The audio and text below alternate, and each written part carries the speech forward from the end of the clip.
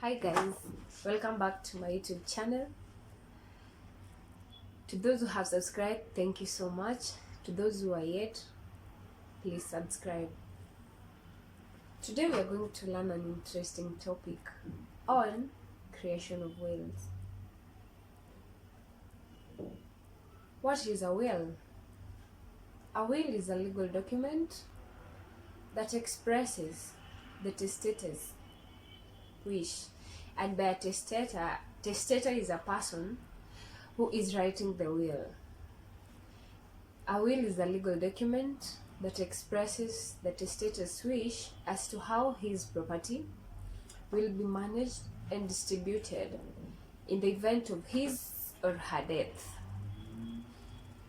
Please note that any person, that is a male or female, who is of sound mind and not a minor, can dispose of his or property by way of a will. A minor can make a will.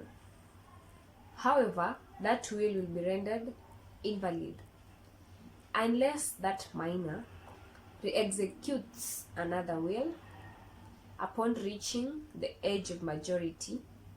In Kenya, age of majority is 18 years. That's when that will be considered valid. But if the minor happens to die before reaching the age of majority, that is 18 years, then the will left behind by the minor is rendered invalid. When it comes to the person of unsound mind, the test of mental capacity here is not directly linked to mental disorder. Rather, it's linked to the testator's capacity to understand the nature of will making and its effect. In the process of will creation, a person will be considered of unsound mind if he doesn't understand what he's doing at the time of making the will. Either he's under influence of drug or something, or law mentality. As I explained earlier, a testator is a person who is writing a will.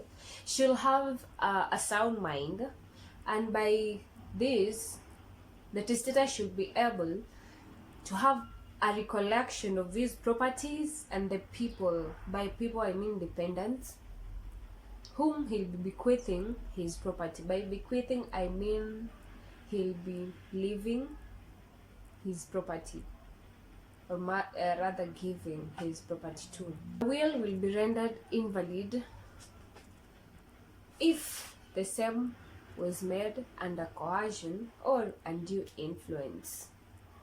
Let's say the testator, the person who is making the will, was coerced to including something into the will which himself he didn't want to include, or rather to give someone a bigger portion of land which himself he didn't want, then that will does not express the testator's wish. The same will be rendered invalid. So, the burden of proof is always on the person who alleges a particular claim. So in this case, if let's say a testator made a will, and then you as his brother or sister or mother or father alleges that the same was made under influence, coercion, or there was a mistake, or there was some fraud, then you as the alleger, you'll have to prove in court the allegation you're making. There are two types of will. The first will is an oral will. The second will is a written will. An oral will can be made under two conditions. First, it has to be said before two or more competent witnesses. By competent witness, I mean people who are of sound mind, people who are not children, people who understand the effect of the words that you're saying, and then people who have good memory. They will be able to remember everything that the testator said. The second condition is the testator has to die within a period of 3 months from the day of making the will, the oral will. The type of will is called a written will. A written will is the most preferred will in Kenya, simply because it's written, it's signed by the testator, but someone else can sign on behalf of the testator with the testator's consent. It's witnessed by two competent witnesses. By competence, I mean these witnesses must understand the nature of this will,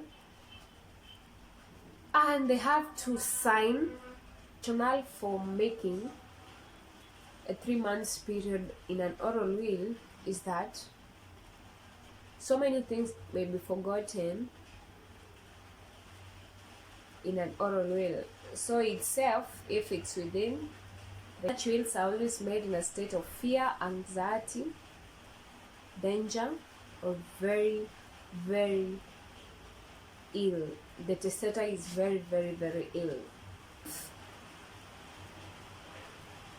The testator happens to have two wills, an oral will and a written will, then trust me, a written will prevail. For instance, I'll give you an example where an uncle comes and says, my son, or rather my nephew, left me with this oral will while in his hospital bed or while we are staying with him.